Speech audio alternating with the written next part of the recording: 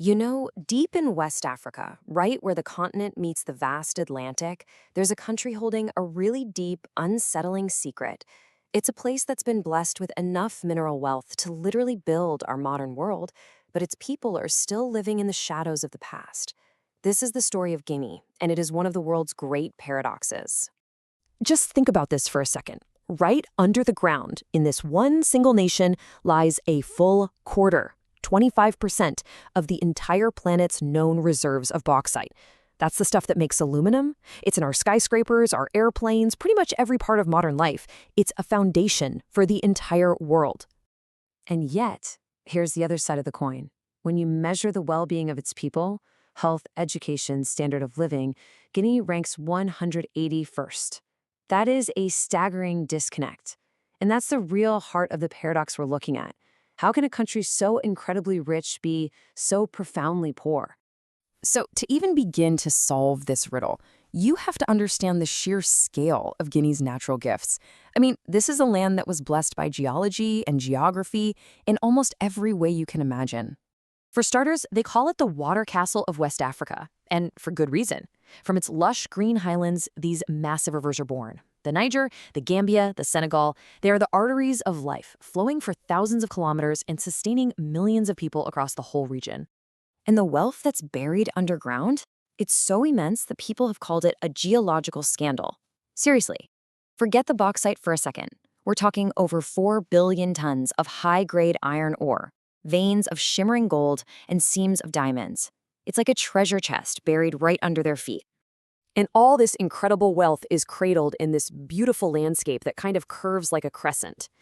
If you were to travel through Guinea, you'd go from these dense mangrove coasts up into the cool, misty mountains, then across this vast savanna, and finally into the deep, lush rainforests in the southeast. Just incredible diversity. So it all just begs the question, right? With all this abundance, both on the surface and deep underground, why isn't Guinea's story one of incredible prosperity? Why instead has its history been this relentless cycle of upheaval and sorrow?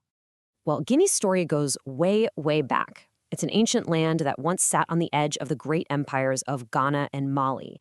But its modern identity, the one we see today, was really forged in the fires of colonialism, and that set it on a very turbulent and often tragic path. It all started in 1958, when Guinea made this incredibly bold choice for immediate independence from France. It was a huge act of defiance that kind of set it on a lonely path. But what followed was a dream that just never seemed to come true.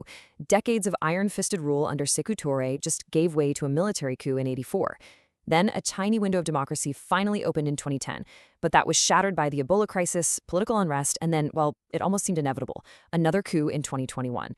It's this tragic pattern of hope and heartbreak, just locked in a repeating cycle. But, political timelines, they're just lines on a chart. What does this endless cycle of turmoil really mean for the 14 million people who actually call Guinea home? How does it shape the fabric of their everyday lives? The answer, as it so often does, lies with the people themselves.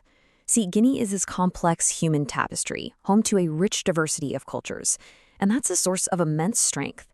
But it's also something that's been exploited time and again for political division. So Guinea is really a mosaic of peoples. There's no single ethnic majority. You have the Fula, the Mandinka, and the Susu as the largest groups, and each one has deep roots in different parts of the country. Now, this kind of diversity should be an incredible source of strength, but in the constant struggle for power and resources, these identities have often been weaponized, turning neighbor against neighbor. And all of this pressure, all these different groups, they all seem to converge on one place, the capital city, Conakry. It's this sprawling coastal metropolis that holds nearly 10 times the population of the next biggest city. And that intense concentration just puts an unbelievable strain on everything. Water, electricity, jobs, you name it. And this is the human cost of all that instability. I mean, look at these numbers. 2/3 of the population are living in what's called multidimensional poverty. The health system, which was already fragile, was just shattered by the Ebola outbreak in 2014. Less than half the adult population can even read. And behind closed doors, the country is grappling with huge human rights issues, like one of the highest rates of female genital mutilation in the entire world. These aren't just statistics. They're the scars of a nation in real pain. Okay, so how do we square all of this with the nation's mind-boggling mineral wealth? This brings us right to the heart of the paradox. This idea that Guinea's greatest blessing might actually be its deepest, most profound curse. The disconnect is it's staggering. On one side, you've got these massive industrial mines pulling world-class bauxite out of the ground, feeding global supply chains and generating 80% of the country's foreign income. But on the other side, the vast majority of Guineans are living just as their ancestors did, working the land by hand, completely and totally cut off from this incredible wealth. You know, there's actually a name for this phenomenon. It's called the resource curse. It's a paradox you see all over the world, where having immense natural wealth actually attracts corruption, it hollows out other parts of the economy, and it often fuels conflict over who gets to control the riches. It almost never leads to development for the actual population. And Guinea?